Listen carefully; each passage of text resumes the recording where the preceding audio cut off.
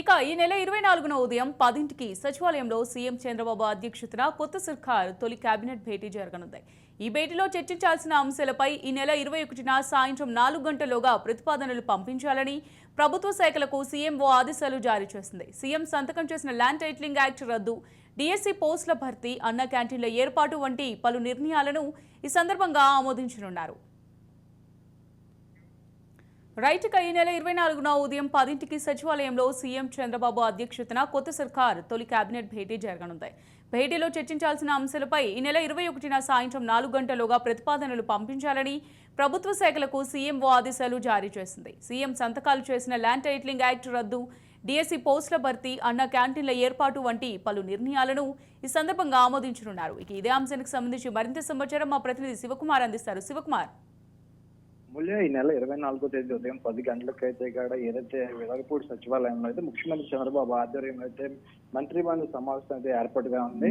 అది మేరకు ఇప్పటికే ప్రభుత్వం కూడా ఉత్తర్వులు జారీ చేసిన పరిస్థితి. మంత్రిమండలి సమావేశం ఏదైతే ఆ సమావేశంలో ఎన్నికల్లో ఇచ్చిన హామీలకు సంబంధించి ముఖ్యమంత్రిగా చంద్రబాబు అయితే ఇప్పటికైతే 5 ఫైల్స్ అయితే సంతకం చేసిన పరిస్థితి. ఆ చేసిన 5 ఫైల్స్ హామీలు ఉన్నాయి. అది కేబినెట్ లో చర్చించి ఆమోదించే అవకాశం కూడా కనపడుతుంది. వీటికి సంబంధించి ఎన్నికల సందర్భంలో రాష్ట్రంలోని నిరుద్యోగులు ఎవరైతే ఉన్నారో నిరుద్యోగులకు ఇచ్చిన హామీ మెగా టీఎస్పీస్ టీచర్స్ పోస్టులకు వచ్చి 6,347 పోస్టులు విడుదల చేస్తామని చెప్పిన పరిస్థితి. ఈ నేపథ్యం ఆ పాయింట్ అయితే మొదటి సంతకం గారు చంద్రబాబు నాయుడు అయితే బ్రీఫ్ చేశారు.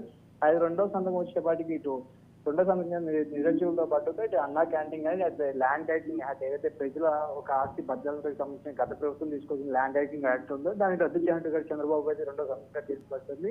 ఈ నేపథ్యంలో ఈ నెల మంత్రిమండలిలో అయితే కానీ వీటికి సంబంధించి అయితే చర్చించే అవకాశం కూడా ఎక్కువ కనబడుతుంది. మరోవైపు చూసుకుంటే కూడా ఈ నెల 21 సాయంత్రం వల్ల కూడా అధికారులు ఏదైతే ఈ యొక్క ప్రభుత్వం అది చర్చించే అదే మంత్రిమండలికి సంబంధించి అధికారులకు సంబంధించి అధికారులందరినీ కూడా ఇప్పటికే ఆమోదాలు తెలపడానికి కూడా సీఎం వాడి కొన్ని ఆదేశాలుగా జారీ చేసింది. మరి ఇట్లా చూసుకుంటే కూడా ఈ నెల ఏదైతే 22 క్యాబినెట్ భేటీ ఉండాలని ఉంటుందని కూడా ప్రచారం అయితే జరిగిన పరిస్థితి. అయితే మంత్రులు ప్రమాణ స్వీకారం ఆలస్యం కావడంతో అలాగే ఆయా శాఖకు సంబంధించిన వారి నివేదికలు తయారు చేయడానికి కూడా సమయం ఇవ్వాల్సి వస్తుందని చెప్పి నేపథ్యంలో చంద్రబాబు అయితే క్యాబినెట్ భేటీని ఈ నెల 24కి అయితే కూడా పొడిగించిన పరిస్థితి తెలుస్తుంది. Right, thank you Shivakumar.